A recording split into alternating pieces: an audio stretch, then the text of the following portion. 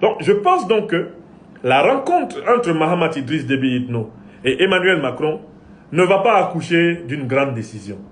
C'est une rencontre qui va, dans le meilleur des cas, apporter un apaisement relatif entre eux. Mais Emmanuel Macron, qui est fidèle à la manière inimitable de s'asseoir des néocolonialistes, n'a jamais oublié l'affront que lui a fait Mahamat Idriss Déby Itno. Et moi, j'ai donné plusieurs conférences ici pour expliquer à nos dirigeants africains en général et à notre frère, le président tchadien Mahamat Idriss Déby Itno, qu'on ne défie pas impunément les dirigeants néocolonialistes français. Le modèle dont il faut clairement s'inspirer ici, c'est l'affaire Sarkozy-Kadhafi.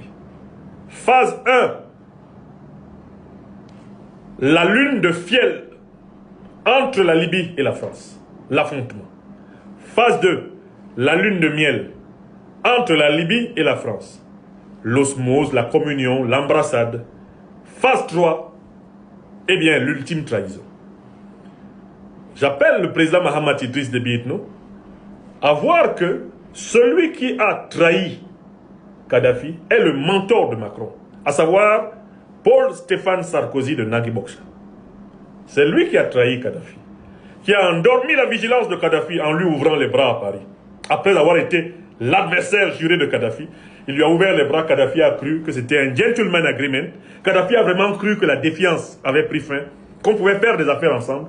Il est même allé jusqu'à financer la campagne présidentielle de Sarkozy, de déverser des dizaines de millions de dollars, un peu comme Laurent Gbagbo avait donné 3 milliards de francs CFA à Chirac.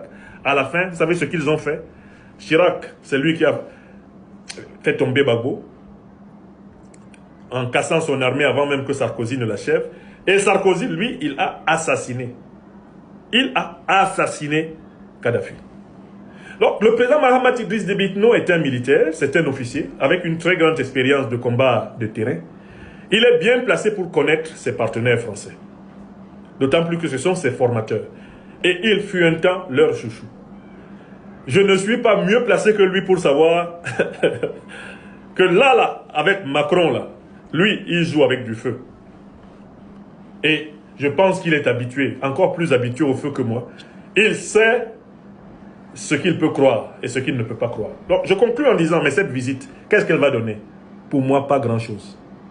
Il ne sortira aucune décision extraordinaire de cette visite. La meilleure chose qui puisse en sortir pour les deux hommes d'État, c'est un apaisement provisoire de leur défiance. Je suis convaincu que Emmanuel Macron va continuer à faire avancer les pions. Et même le successeur de Macron va continuer à faire avancer les pions nécessaires pour punir Mahamat Idriss Déby Itno d'avoir ordonné le départ des troupes.